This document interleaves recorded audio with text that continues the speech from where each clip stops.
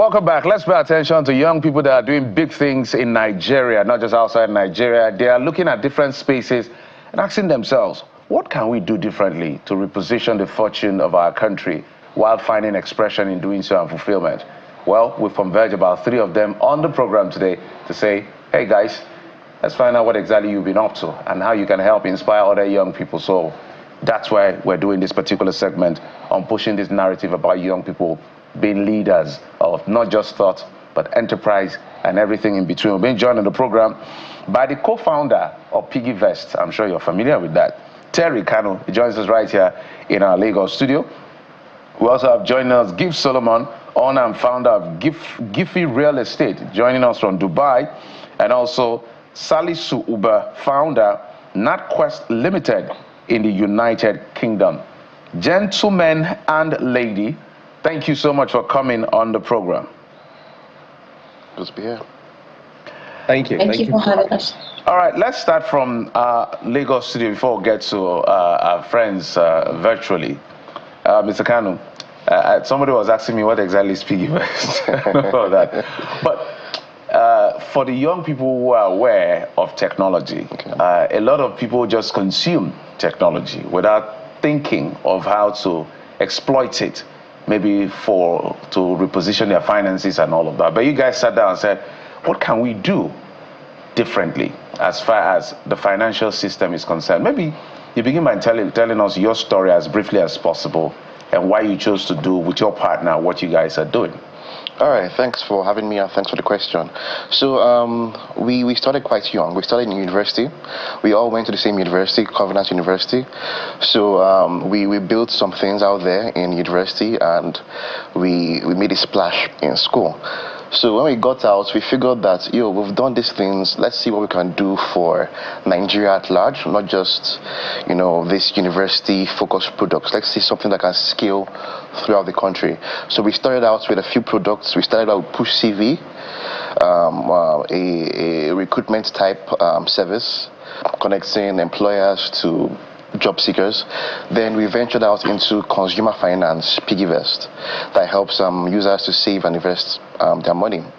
So the story of how we started is very long and very complex. Yeah. So so 2014 was when we first got our start when it comes to funding. So we were lucky enough to have an angel investor, Lobide Shoyembo, investors about $25,000 at first. So at that time, that was about 4 million naira. So that was a lot of money for us. And we quickly scaled our products, and we were very surprised to see the very positive response we got. So a little bit of luck is involved, but so much dedication, so much long nights are put into it. We're going to get to details, because I know you're just around it, so that people, because the whole idea of bringing you guys here is to tell your story, and not necessarily to market your product, because you have to pay us for that. Of course. But using your story to inspire other young people at the end. Let's get to, I almost said let's get to Dubai. Actually, we're getting to Dubai. Let's talk with Gift Solomon, who is the owner and founder of Giffy Real Estate.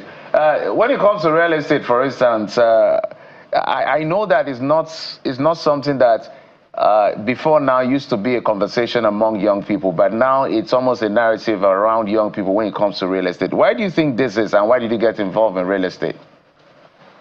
Very true. Thank you very much. Thank you for the opportunity, and thank you for having me live here today. Well, when it comes to real estate and young people, a lot of us have started thinking, and we're trying to build generational wealth, right? We're trying to be secure. And the best way to do so is investing in the health, because it's real, right? So a lot of young people are seriously considering, because sometimes the fear of being poor or the fear of not being good in life just scares you. So right now we're looking at ways to create generational wealth, and a lot of us are just into real estate, and Dubai is a great place to invest in as well. So, Gift, let me just, put what you're doing a bit in proper context so that many Nigerians will understand, that what you're doing is actually an effort that has resulted in a great feat. So for those who have been to Dubai, they know that quite a number of Nigerians are into very menial jobs, into works as salespersons, stewards, maids, and all of that, just to make ends meet. And some are working on the street. And if you go to apartments where they live, they actually, live in clusters, trying to assist each other. So that's pretty much the situation of what Nigerians are doing in Dubai. But you are making a difference. You've founded a real estate business. Help us understand how you were able to make a difference and achieve this feat. All right. So first, I'll give you a quick backstory of myself. What you said about Nigerians here in the UAE doing menial jobs and just starting off from somewhere is 100% correct. Because I, for one, have not always been the founder of Giffy Real Estate. I started off as a delivery rider. As a matter of fact, I'm the UAE's first female delivery rider, and not just in the UAE, within the region. When I got here, obviously, I came to Dubai a couple of years ago, about 9 years now. When I got, I was looking for jobs, and I found myself like many other Nigerians looking for job, looking for something to make ends meet. Because before I left home, I wasn't even a graduate. I left school because I wanted to help my family that has been giving me everything, like trying to support myself and my siblings, making sure we're okay. I just thought, you know what? I really need to help them. And it got to my turn when I was in school. When I got to school, things went south. They couldn't really support me financially, and I thought to just leave Nigeria. And then Dubai wasn't the first choice for me. The first choice would have probably been somewhere else, but then it was the easiest visa to get. So when I got here, I found myself in the same situation, searched for a job for a couple of months before I eventually got something. Eventually, I became a food delivery rider. I was delivering food around. But then the good thing is I saw opportunities in this field or this career path as a delivery rider here in Dubai. And luckily for me, Dubai acknowledge things like this because they know that we're putting a lot of effort. It takes a lot of courage to actually be a delivery rider in this role and all of that. So they encouraged me, started endorsing me, and then giving me opportunities. And I saw an opportunity. The reason was because I was ready, right? So I grabbed on this, and then over time, I started. When I got here, we were 8 in the room.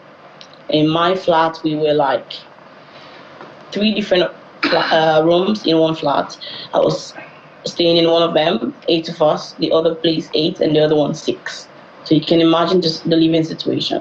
But that didn't define what I wanted. It didn't define me as a person because I knew it was a stage in my life that I'm going to get past. So after some time, I started like working. I started off like taking people around.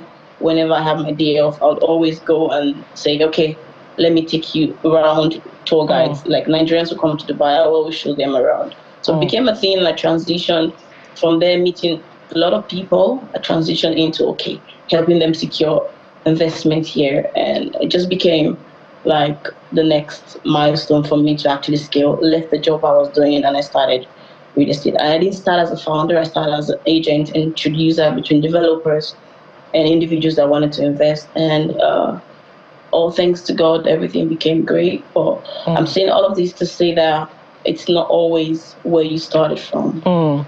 It is how ready you are, how fast you are to take on opportunities, because there are some people that will still be doing the same job that I was doing back then, or probably just be left and then they'll be like, oh, I'm tired, I want to go back home. No, I did that I worked in that company for 6 years. And that's an so when I'm going to this as the founder today, there's a backstory to it. Yeah, and that's an inspiring story. We'll get back to know how lucrative it is. But let's get to Mr. Uba now. Mr. Salisu Uba, you are the founder of NatQuest Limited, United Kingdom. And correct me if I'm wrong, your story says it actually started in Nigeria before it moved to the United Kingdom. So the United Kingdom is a place where, for many who return to tell their stories, is not necessarily an environment that gives the black person the full opportunity to rise above average, do something exceptional. Of course, there are people who have defied the odds, like, the leader of the Conservative government now, Ms. Kemi Badenoch.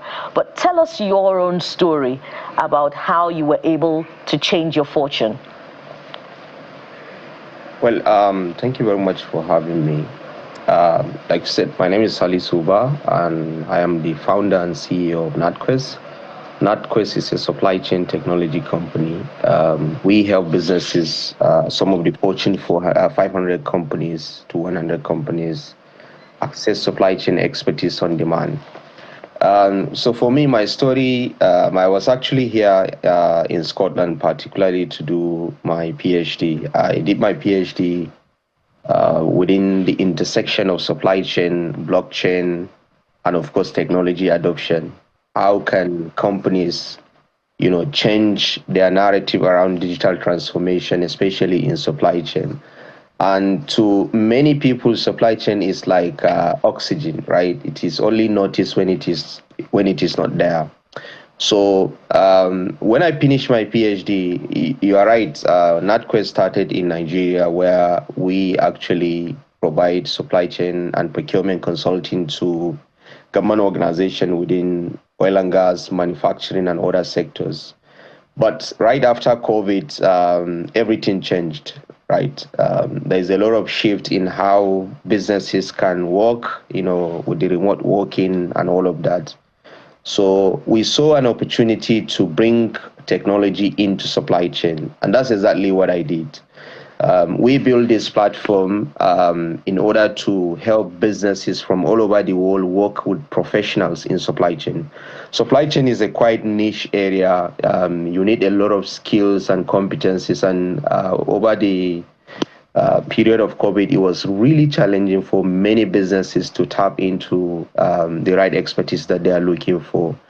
Now, in the context of whether United Kingdom is creating an avenue for people like me to thrive, I would say absolutely the case is quite unique. There's a lot of opportunities in terms of how you can change your narrative, especially if you have an innovative idea. So, for example, in my case, I was one of the few people to be recognized by the UK government through the Tech Nation as a global exceptional leader in digital technology. And it's because of the idea that I see solving a quite important problem within a $3.3 trillion industry. And apart from that, we have participated in some of the most competitive accelerators and programs for startups within technology and innovation, particularly the likes of Barclays, Tech Nation, Scottish Enterprise. We've been backed by DCO and many other organizations. So for me, my experience is entirely different in terms of the path that you want to take here in the UK. There's always an enormous opportunity for people like me or people that look like me. But one of the most important things is about the solution that you have, the idea that you have, and what impact does that make. We've just been invited to participate in COP16 in Saudi Arabia, bringing our solution to how it is going to tackle sustainability, reducing carbon footprint and achieving net zero for all the countries that are participating in the United Nations Conference of Parties. All right, Salisu. Fantastic. Your story is such that we can just keep listening. We wish it resonates with everyone the same way, but it's a different story altogether for other people. But that's why we brought you. Maybe there's a corridor out there that people are not looking through that will look through. But let's bring it back to Mr. Kanu, who is in our Lagos studio. And I want to lift up some of the things he said and look at the peculiarity of the Nigerian state where you operate and do business with your partner. One of the things I really like to find out, I guess the audience would like to know as well, is you did a miniaturized element of your business in school, and it worked, and you said, okay, why can't we scale or expand this to what it is today?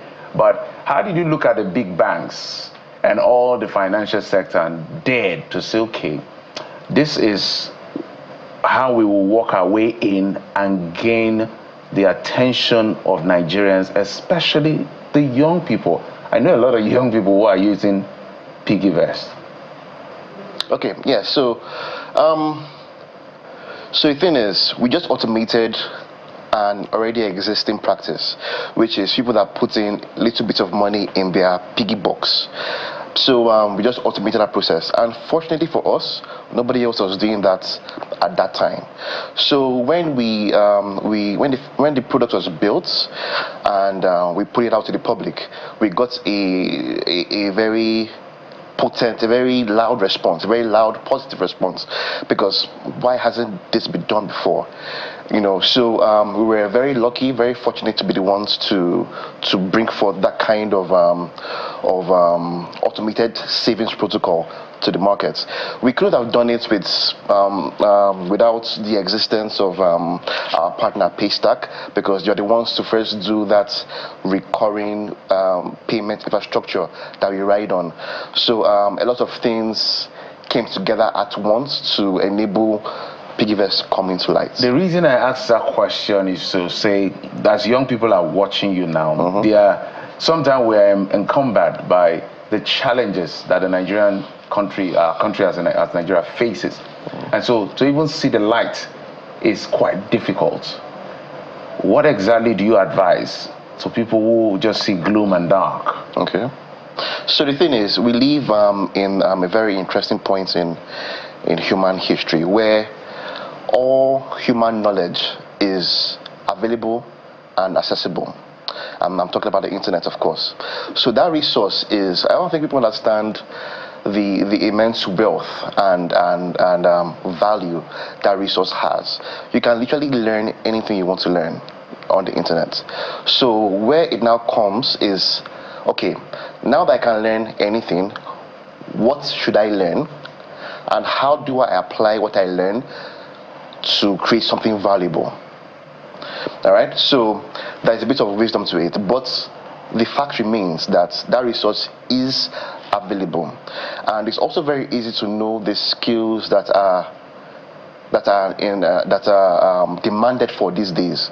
So if you go into the internet and Google what are the most demanded skills and services required in 2024, you see that, and you also see courses, free resources, free materials on how to get at least the basic information and the basic ground level knowledge you need to have skills in those areas.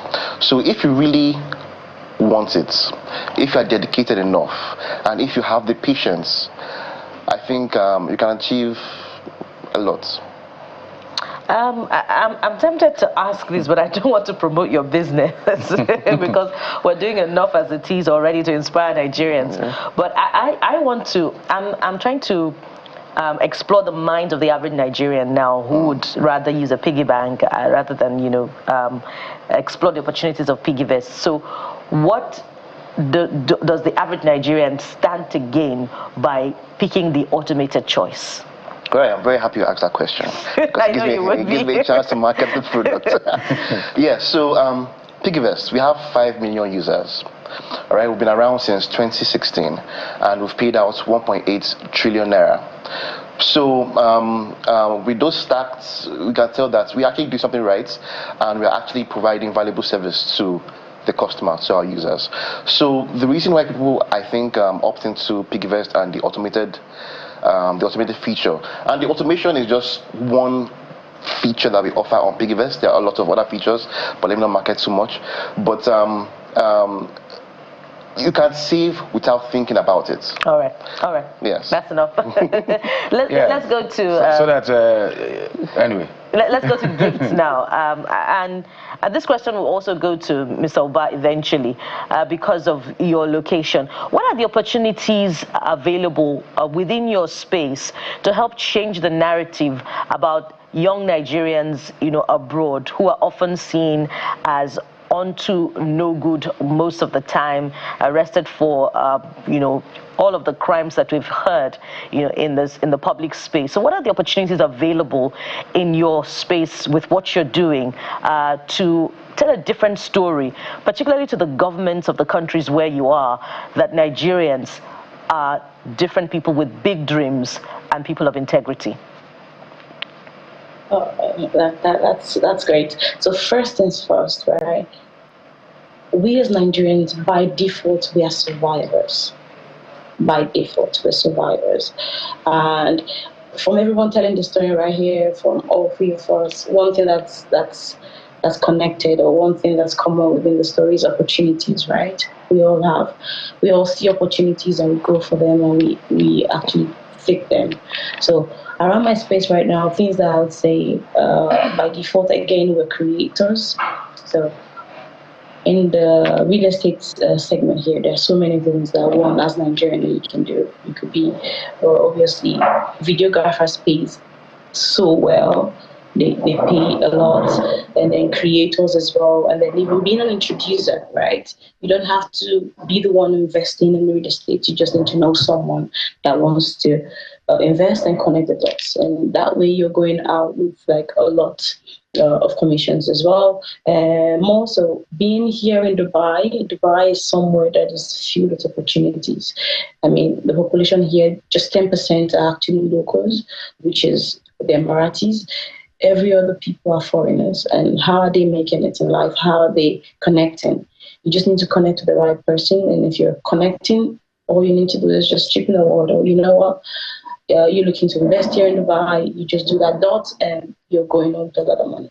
That's one. And then two is learning skills.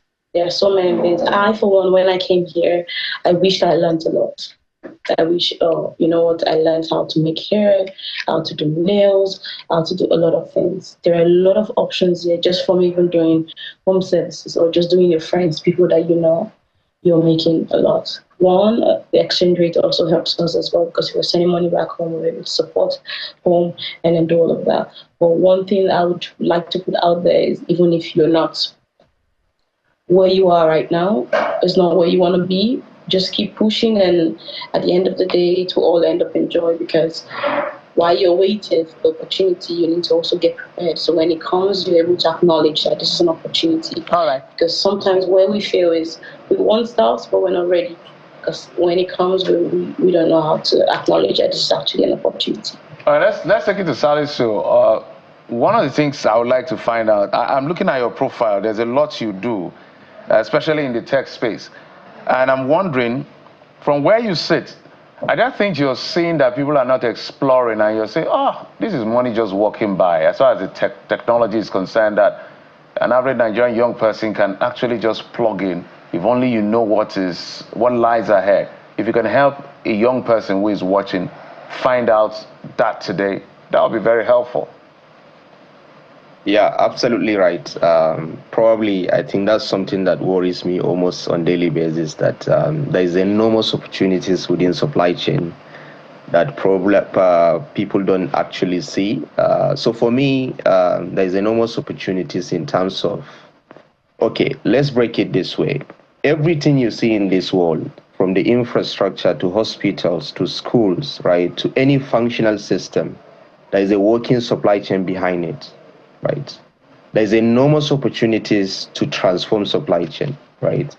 And one of the competitive advantage that we have in Nigeria is the people, right? Especially the youthful population that we have. Now, for you to tap into supply chain, you have to understand the dynamics of supply chain, how supply chain works, right? How you can use technology to improve the process of getting product and services at the right time, at the right quality, of course, of the right reason. So for us at NatQuest, we have enormous opportunities for people that have the right skills to help businesses globally, right? But you need to understand that there are really interesting skills and competencies that are required for you to be in supply chain. And I think this is something that probably we're not looking at in Nigeria. We need to really tap into that. And then secondly, for us, we have created a platform and we provide a lot of guidance in terms of how people can understand the dynamics of supply chain and be the driving force for creating better opportunities for themselves. And then lastly, we all know that there is a lot of conversation around AI and the impact of AI in supply chain, right, and other sectors. But for us at NatQuest, what we see is that there is already an intersection between AI and human collaboration. So there is a lot to look into, especially in terms of improving our own lives, the way different industries in manufacturing, healthcare, defense, oil and gas, everything can only function when you have a functional supply chain. And that's what we are doing exactly. And I believe a lot of people can see the opportunity and tap into what truly supply chain can deliver for different businesses, different sectors, and to our lives as well. Let's bring it to Kano in the studio. When you look at the government, what is the government not doing right to help young people achieve their aim or their dream, as it were? Because that's also a conversation that we cannot ignore. There are few persons who are able to break that and succeed. May not be everybody's story. And so if there's a system that is functional enough to enable more people, we'll all be happy for it. So from where you are, what are you seeing that the government is not doing that should help people really scale? Maybe even your business and all the businesses we're celebrating today would have even done better if government had done that thing you want to tell us they are not doing. Okay, so there's always more to be done. It's not just peculiar to Nigeria, but everywhere in the world. There's always more to be done. So in Nigeria, we have a very high, very deep internet penetration in Nigeria. I think up to 60%, I believe. That's thanks to thanks to the telcos and thanks to smartphones. So we have millions of Nigerians online. So what would be great? What can be done to help businesses, even in Nigeria, is to increase the purchasing power of Nigerians.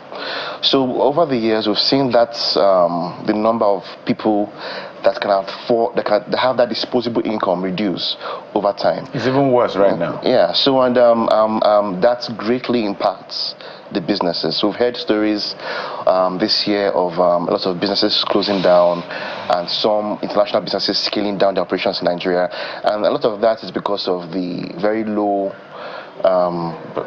number of people that can afford these services and products that these companies are providing. So a more robust, bubbly middle class would be an ideal, fantastic environment for businesses. What would you say? To thrive. In specifics. So